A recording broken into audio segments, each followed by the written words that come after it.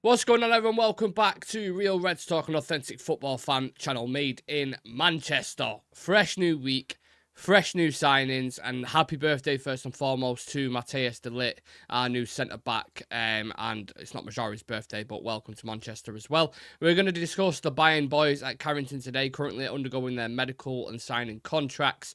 PFA nominations are out, and two of our youngsters have been included in that. Hermosa, we have turned down the chance to sign the free agent. Will he end up going to Saudi? And third kit launch as well today. And if I do say so myself, it is fresh as fuck. So we'll be doing a quick little review of that towards the end. But before we dive into anything, please do smash that like button. Subscribe to the channel. How are we, Sam? Yeah, not too bad. As you can see, I've got a cat just walking off screen there. But yeah, all good. It's good to see two signings in the door. Hopefully there's a one or two more on the way as well before the end of the window. Yeah, so de Ligt Mazraoui both at Carrington at the minute. 15 minutes down the road from me. Probably closer to you, Sam, I'd imagine, being in Sale. Yeah. Doing the medicals, doing the contracts, both on a 5-year deal plus a 1-year extension as an option. Both have worked under Erik ten Hag before, of course, so you would think the transition's not going to be as bad. Are they both ready to start? Where are we feeling at the start of this week? Did he chuck him in, or?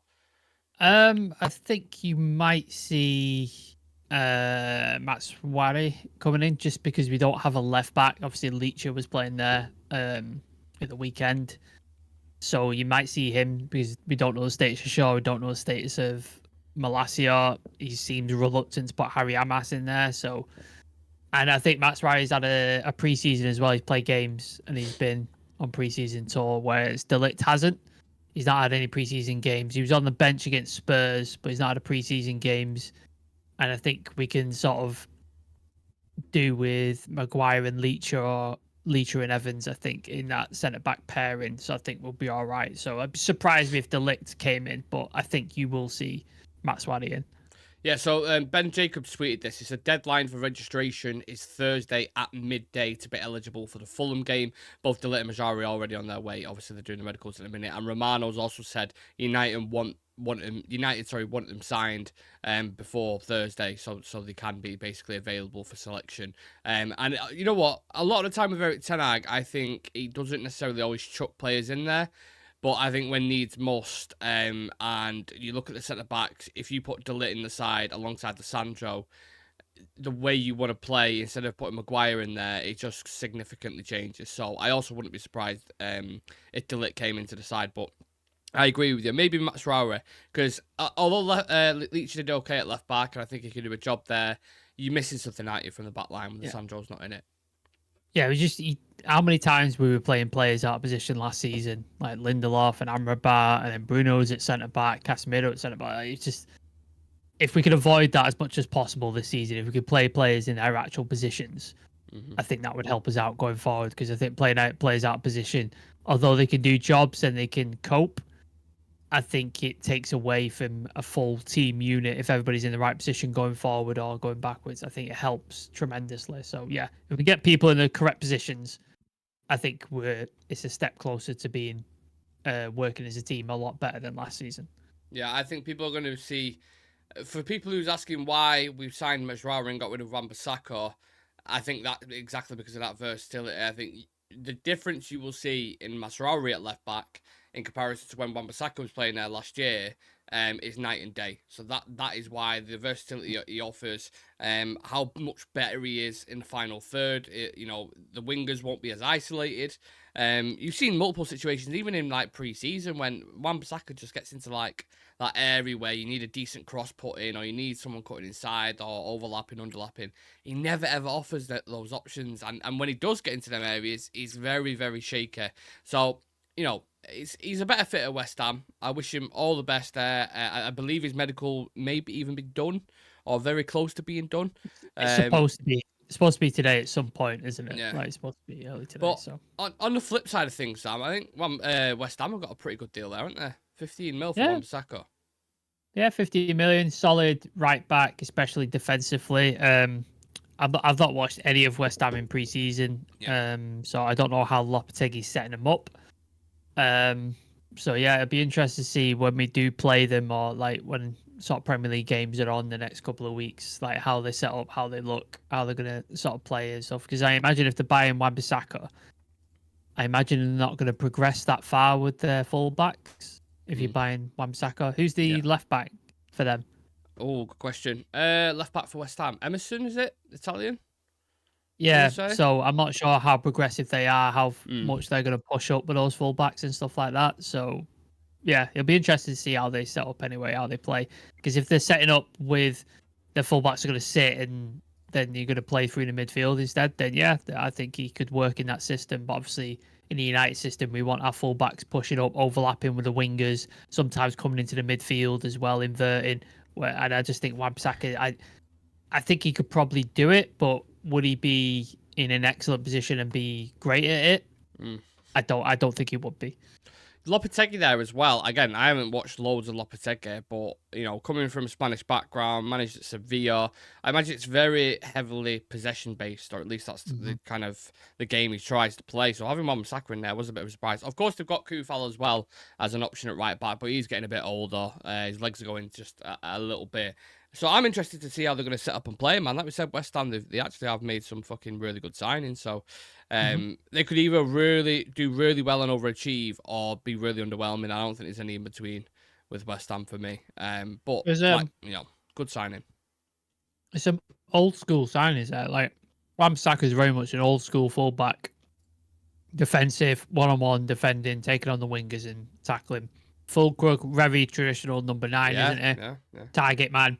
Get the ball up to him, big lad, get his head on it, gets the ball down, and will score a goal. Todibo, he's more of a modern centre back, isn't he? He's more of a Ran type and stuff like that. So it's an interesting mix of players, man. Very interesting mix of players. Yeah, I think they've smashed this transfer window though. That they're one of the teams who surprised me quite a lot. And to add to the quality they've already got in Kudus and Bowen and these kind of Paqueta as well, who I think I don't know what's going on with this thing. I was going to say he might not be available because with the betting. So we'll see what happens to that. But the main important thing is this week isn't only just, you know, to announce deals and get a couple more players over the line. The Premier League starts this week, people. So happy, positive vibes. You know, signings being done. We kick it off quite literally on Friday against Fulham. I'm interested to see what the lineup's going to be. We're going to do the preview for that probably on Wednesday, Thursday, somewhere around that, I would imagine, and discuss that game in depth. But there's so much to talk about. We're looking forward to deals this week. Maybe a guest, I think, tomorrow. Yes, I've just messaged them today. Everything was fine last week, so I hope it will be fine. It will be early-ish though. It'll probably be like morning thing if we are doing it live. So just keep your notifications on just in case it is an early morning live stream. Absolutely. Punch Paint saying Garnacho looks good, bros. I'm feeling dangerous. Happy cake day, Mateus. Big 25. Still only 25. Got a lot of room left to go. And to think he's played for Ajax, Juventus, Bayern Munich, and United by the time he's 25 is and he's won a title. He's won a title in every league he's been to, and he's 10 years younger than me. That's fucking horrible. Crazy. Absolutely horrible. Punch Paint, good morning from Boston, USA. Love this channel. Can't wait to get into all the news. Love that, man. I'm always like, don't get me wrong, I love like UK fans and people from Manchester and stuff, but when you see like South Africa or America, like it seems so far away, and the fact that you guys are tuning in and watching is amazing. Love it. Kid Junior saying great to see him.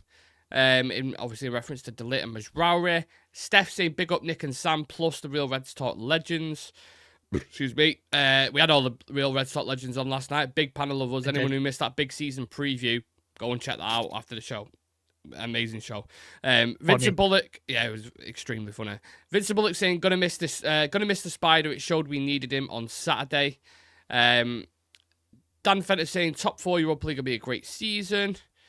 Richard saying don't read Sean's comment, by the way. There's a Sean comment. Okay. Just avoid that one. Yeah, it's explicit. Macmillan, afternoon. I'm not here.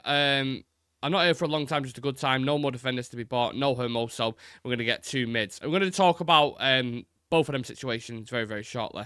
So, yeah. So many comments. Thank you. Even though it is explicit, Sean, thank you for the comment. Always appreciate you, brother. It's my daughter's birthday, Delit's birthday, and Man United's new defence day of birth as well. Where's the cake and fireworks? McMillan, if you live in South Africa, mate, I'd send you a cake. But probably by the time it gets there, it'll be a bit mouldy. So, yeah. Johnson, Bobby, Nwapa, please tell us about the midfield. Is Awate coming or De Jong? We're going to touch on that in a moment, don't worry. I just want to discuss... De Jong. Not talking about De Jong. I'm not making a minute on it. I'm not making any graphics to do with De Jong. Oh, you don't have to. I'll do a De Jong graphic if it becomes concrete news. I'm not doing anything with it.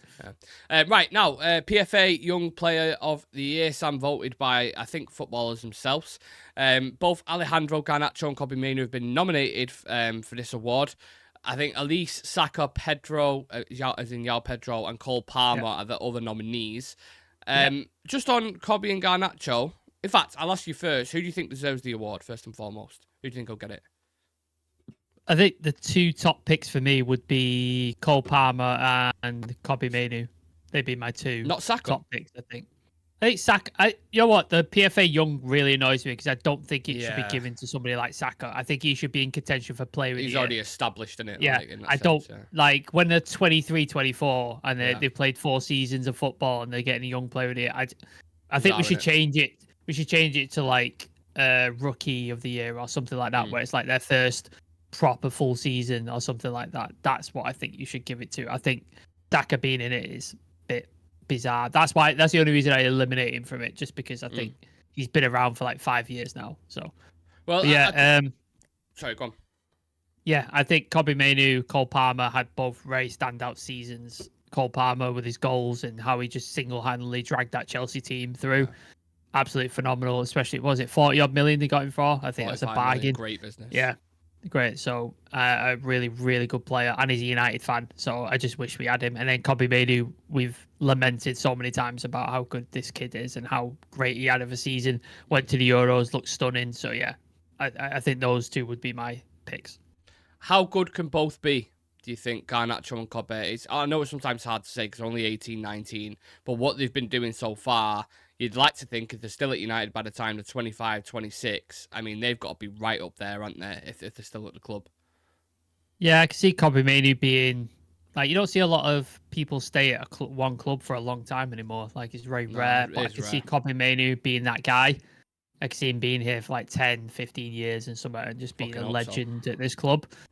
So yeah, the sky's the limit for this guy. I don't think we've even seen like 10% of what he's capable of. Not scratched the surface, have we? Like, there's just elements of his game that I see every single time he plays going, oh, I didn't know he could do that. Oh, that's really interesting. That is that. So I think he's 18. Like, we've got 4, 5, 6 years before we even see the absolute pinnacle of his talent yet, especially as a midfielder. Like, when you're 26, 27 is when you start becoming the godlike midfielder that he should be. So yeah, I think we got some time yet. Garnacho, I don't think he's longed for United.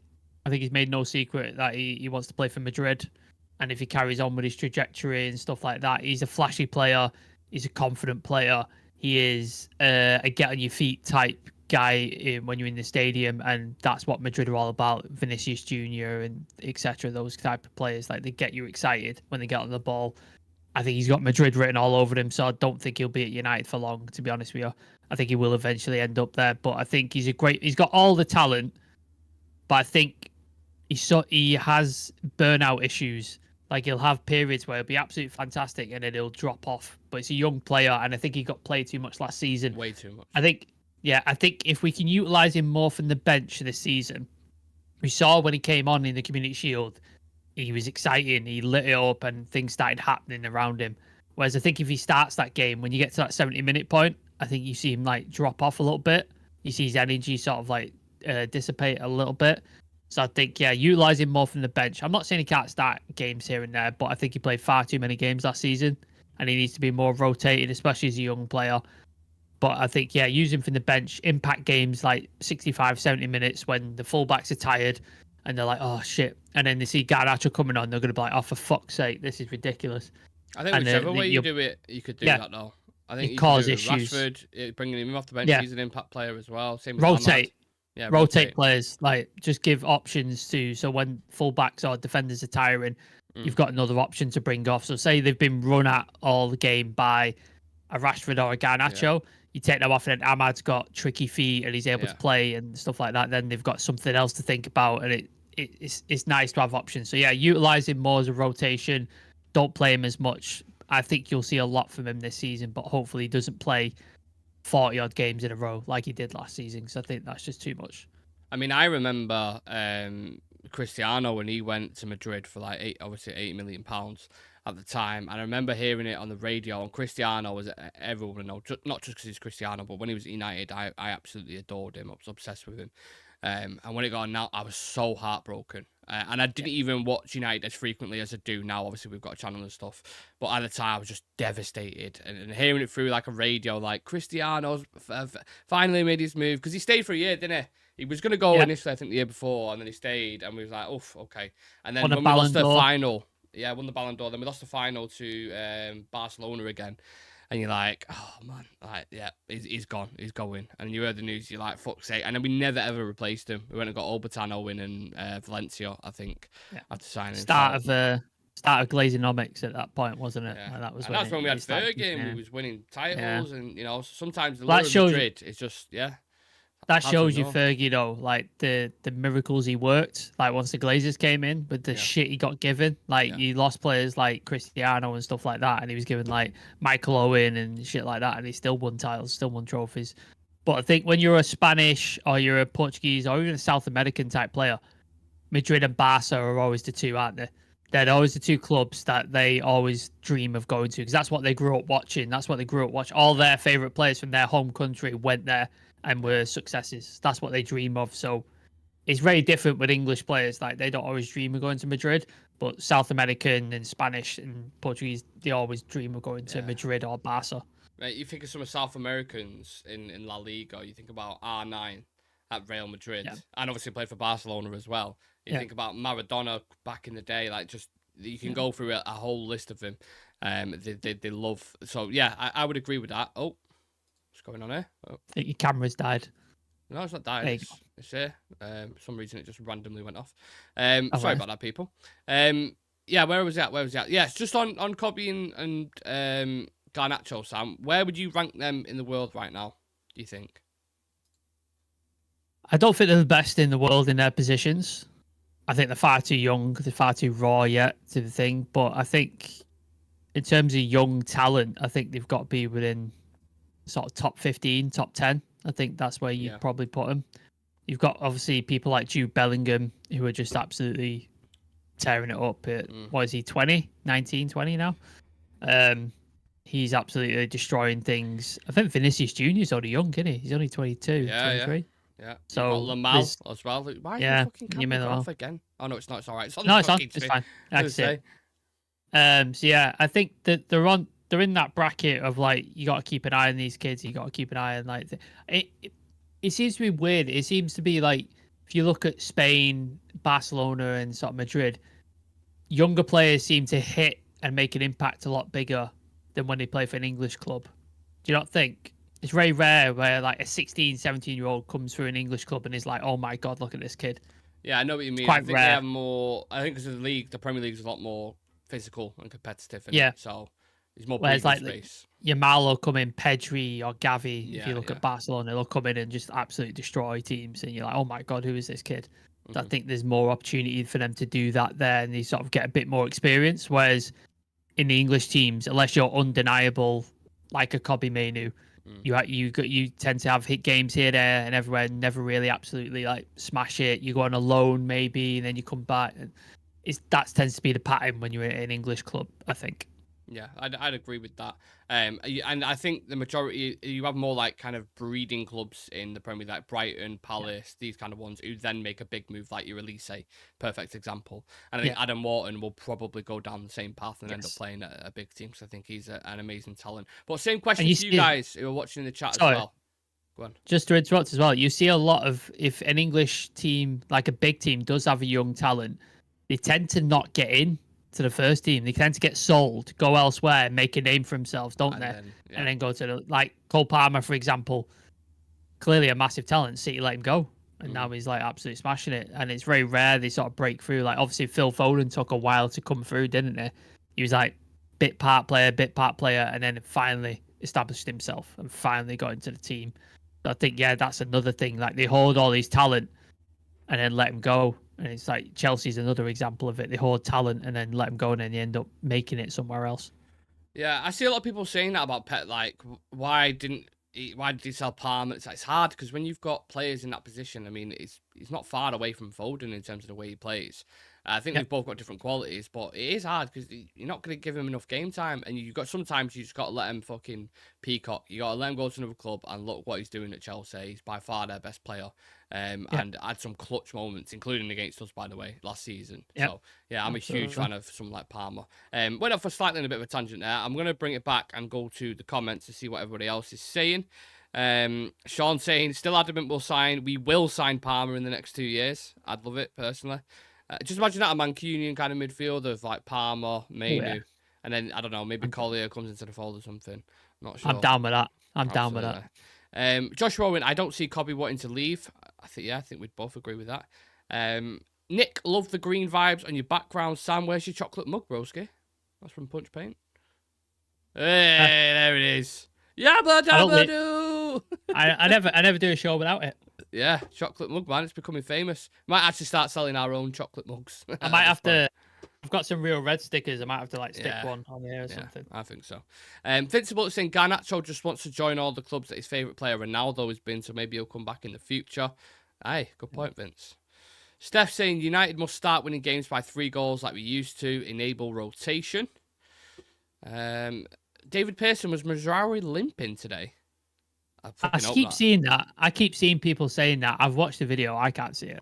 Yeah. As a guy who has a limp because of several knee injuries, I couldn't see one. But I think people are just trying to start shit online. I think that's all it is. It wouldn't surprise you though. Like, as soon as he gets to Carrington, he starts getting a bit of a limp. Like that disease. I'm telling you now, if both of them players are fucking injured, there's a serious curse. Goes into Carrington, does his medical, comes out on crutches with a boot, and you're like, what the fuck happened? Failed his medical. Yeah. Josh Robinson with Ahmad on the right wing. Now I do see Garnacho being on the bench and being a super sub. I did like him more as a super sub. He performed better.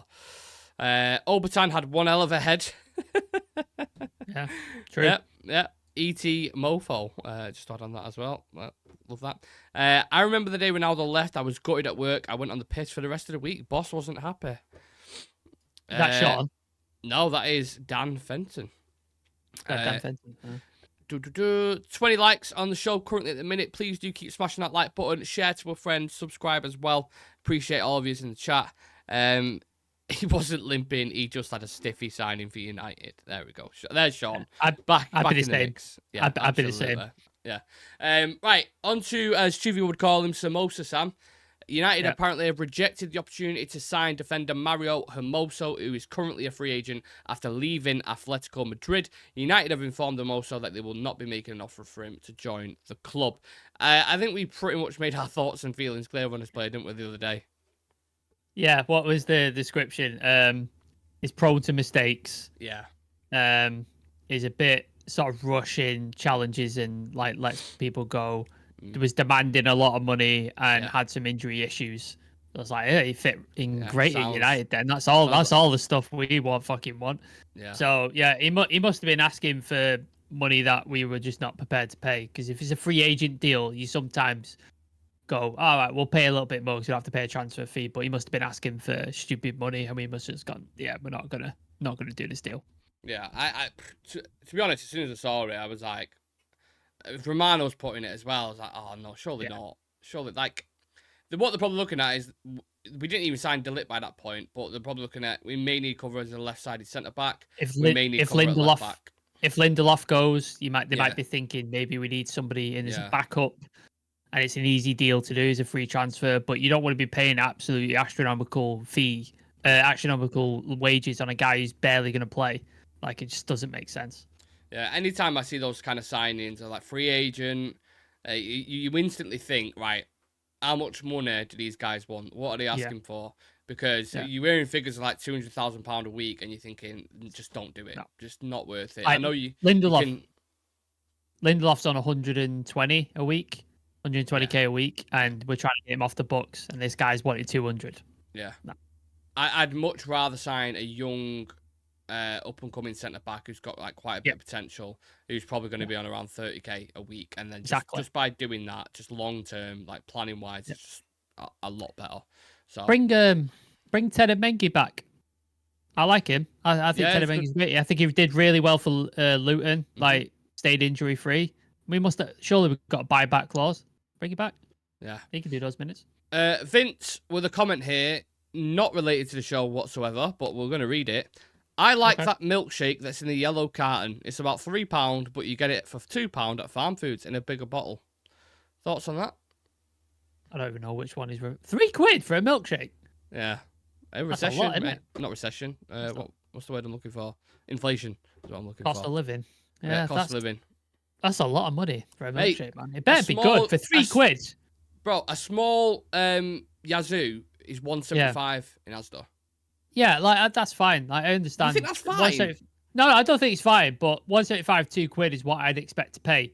£3. Okay. £3. That's a lot. Quite heavy. That's a that's a heavy price on. It better be good for £3. That's all I'm saying. Stephanie Griffith says Shaw scissor kicked Mazraoui rather than a handshake. Oh god, there's already speculations growing about this signing. I think Shaw is not capable of a scissor kick without injuring himself. Like never mind doing it to somebody else. Sean saying Nick, watch The Wire. Is this where the show's going now? I think the members are just taking over the chat rather than us concentrating on the last topic. They're just dictating the show. He's right. He's right. You should. It's a fantastic show. I will. I promise you I will watch that because that is something actually I've seen. I think I watched the first season and I didn't give it enough of a fair crack. The thing with The Wire is because it doesn't explain anything to you. Like it doesn't like break anything down. Like it just throws stuff at you and you have to keep up. And then as the more you watch and the more you think, you start to pick up and go, oh, that means that I understand that. And you start to sort of tweak it and put it together. Yeah. That's the kind of show it is. But yeah, it's one of the best shows in television history, I think. It's fantastic. I need something to watch as well. I've just finished The Boys, so I do need a series to watch. What can you watch it on? What streaming? I'll give you some link. I'll give you some links. I'll share some links with you. Okay. Chocomel. Vince Bullock was alluding to. Chocomel's what it's called. Chocomel's Elite. That's the one in the can, isn't it? Oh. Yeah, I don't think I've tried like a yellow can. I don't know how I feel about milkshake in a can.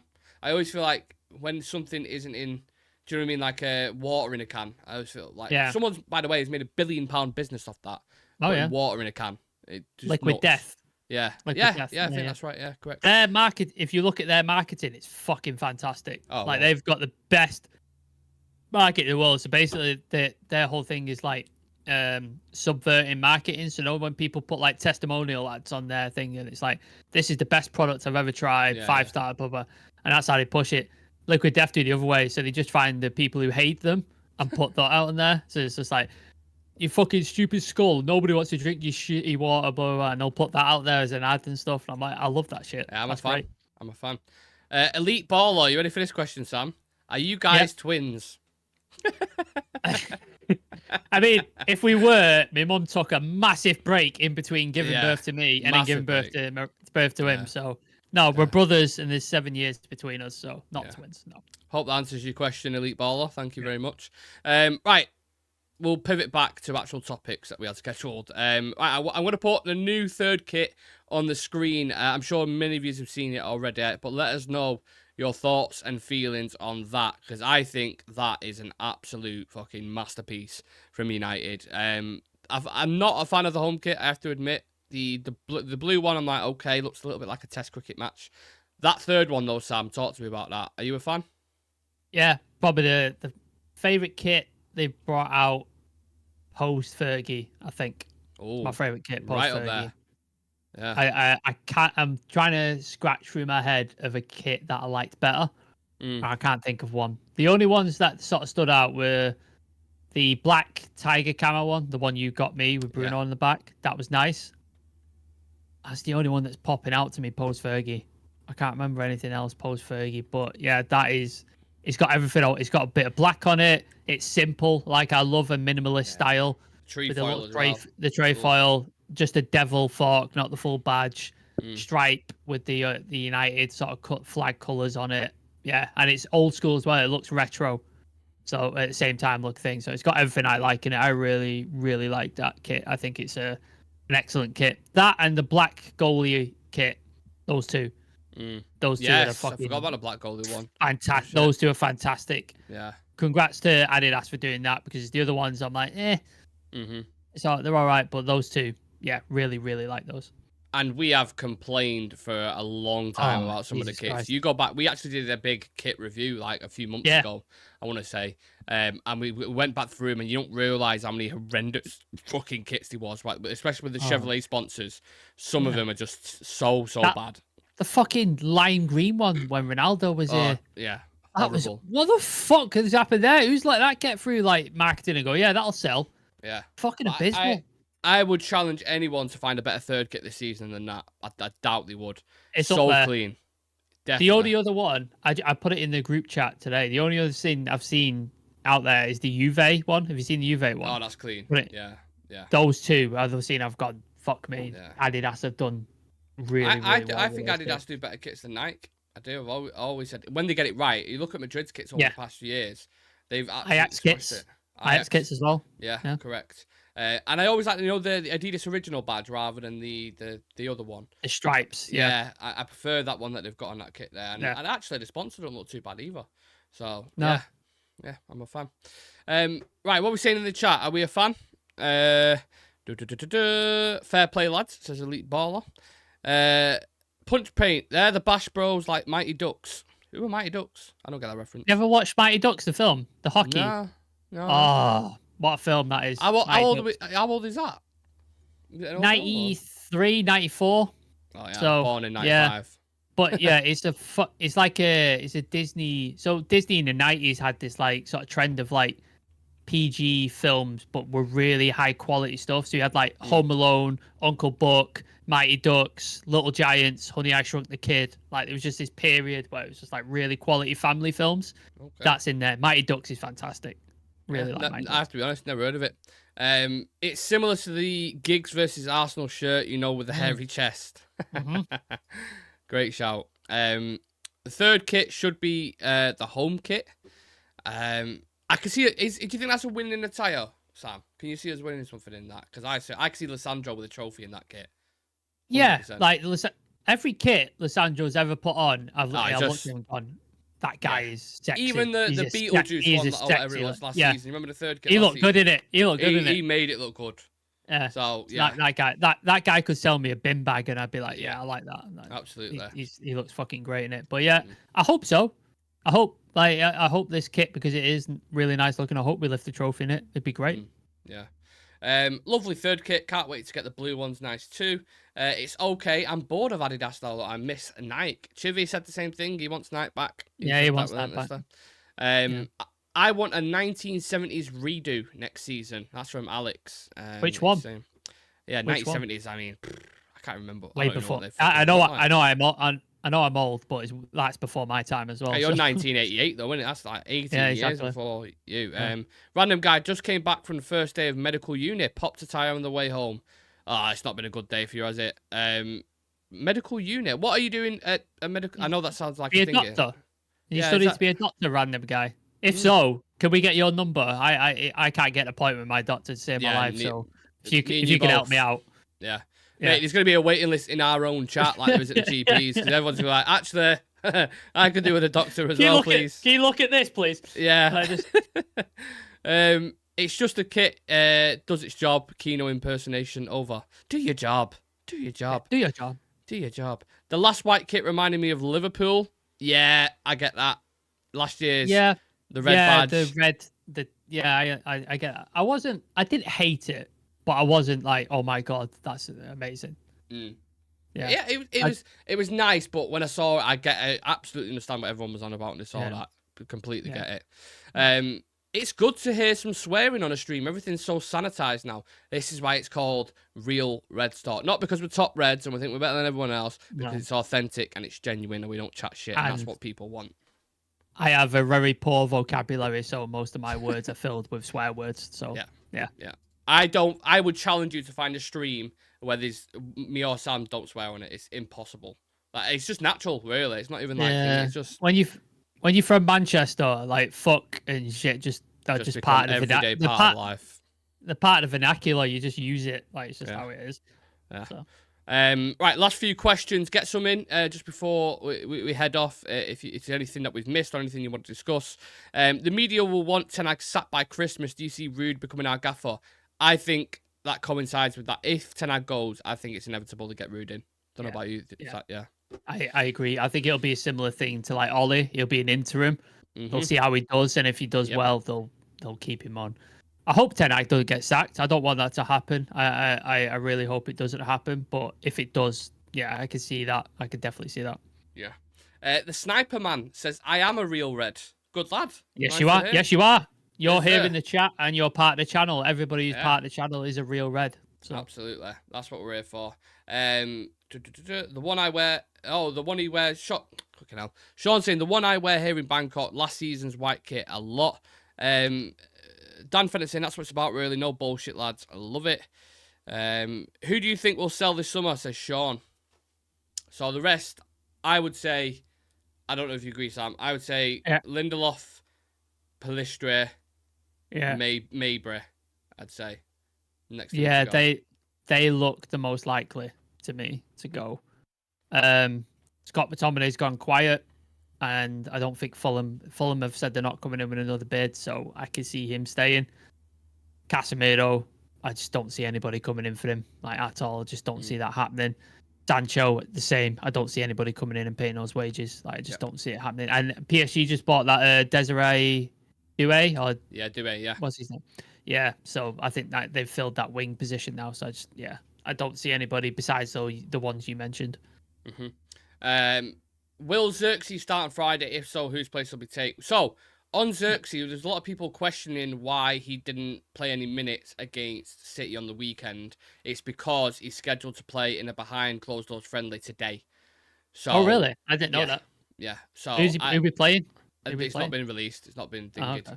It's just been reported by credible people, basically, behind the scenes. So, yeah, he's playing in a behind closed doors friendly today. So it would suggest that maybe he's not up to the fitness that they expect in a minute. So maybe he'll get a cameo on Friday. I don't think he'll start. He didn't play at all in the Euros, did he? Really? Like, he played like a few minutes of one game. And he's obviously not had a preseason with Bologna.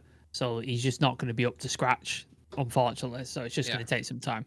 It's basically the way United play in the forward line. Very intense, high press.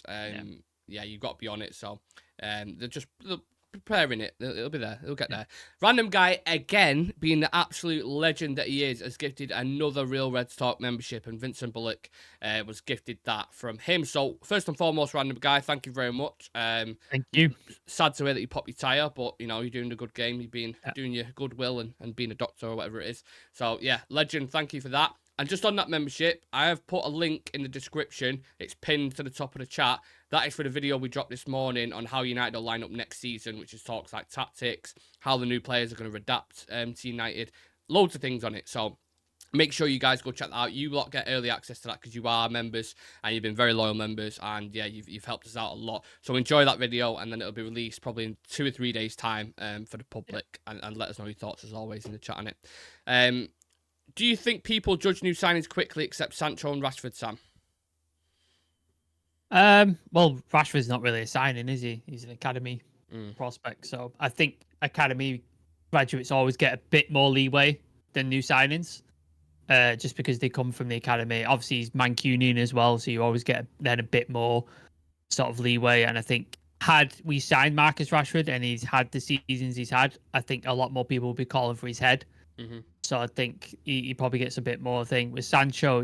I think a lot of fans, I hate using this because you guys in the chat, some of you are online fans and you don't live in this country, so it's hard for you to get to the games and stuff like that. When I say online fans, I mean the reactionary fans on Twitter who don't watch games, who just see clips and just fucking emotionally just type shit out and just get angry. That's who I'm referring to, not you guys. They just see players and they just go, he's shit, he's fucking awful, like, just get rid of him. When they don't look at the context of the full game and stuff.